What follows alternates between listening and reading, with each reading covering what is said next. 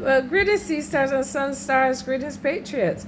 I give praise and honor to the infinite source, the great mother, the Zodiacus.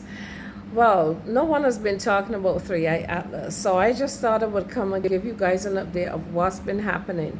Well, we know 3iatlas came into our solar system December 19th, and that was in connection to the birth of the dragon egg.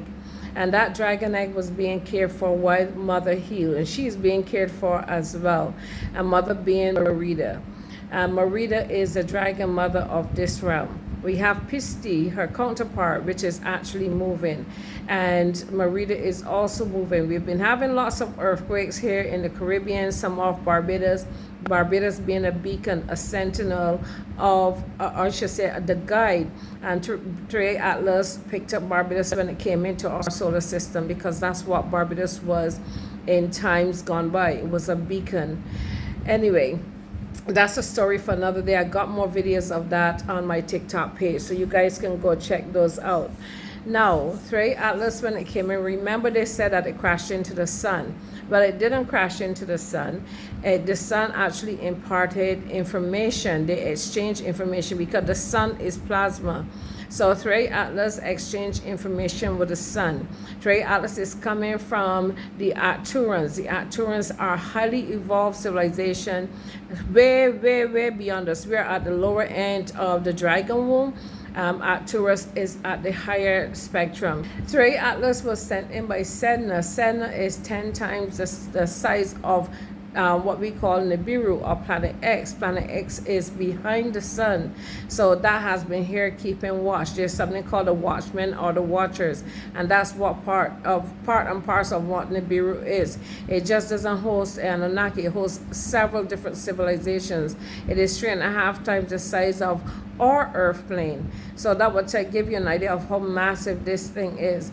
3iatlas, when it came in, it exchanged information with the sun. The sun gets its information from the greater sun gets its information from a greater sun, and so on and so forth.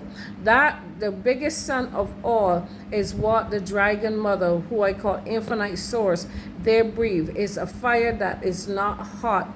It is actually a blue light white flame, and that is what powers everything in all of the universes. 3iatlas is a transformer, so it's transforming every aspect of our earth as we speak.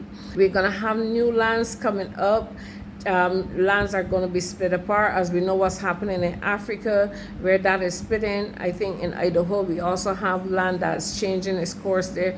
So we have a lot going on in our realm. They're breaking up everything because land is now going to come from the center of the earth, because that is the beginning of the 6th root race. So we are being changed, we're being terraformed.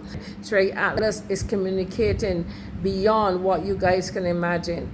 Anyway, I got a series that I'm going to start very soon, where we talk about the earth and how we got to this point and what we can do to change it. I am Empress Aziza. See you in the next video. 3iatlas actually landed on the sun and aligned itself with solar magnetic filaments. It was a data exchange, not a collision. The Sun Logos, which is a keeper of archetypical mind of this creation, transmitted frequency codes into the crystalline core of the 3iatlas. And those solar codes is part of the activation process of the golden grid of the Earth that is awakening right now.